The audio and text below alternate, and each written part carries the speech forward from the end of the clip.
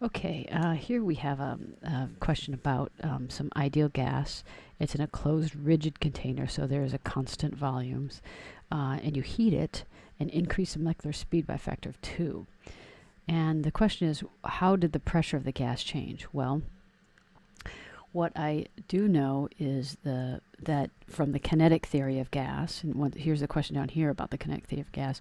I know that the kinetic energy of the molecules is stored in the motion of the gas. The kinetic energy being 1/2 times the mass of the molecule times the velocity squared.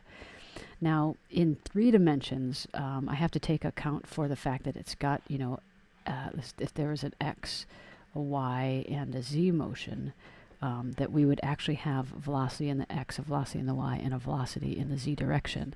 And that the velocity would be the product of these, vx squared plus vy plus vz squared.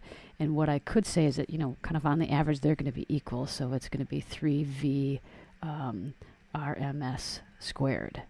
So I point that out because I can put that in here, and the kinetic energy is equal to 3/2 mv squared, vrms squared.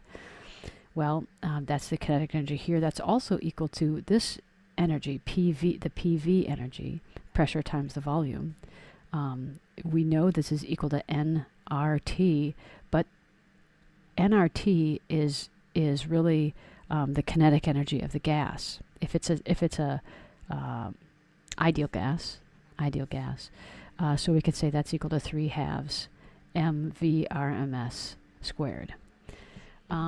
Okay, you actually have a slightly different equation in your equation sheet, and it looks like this over here, that the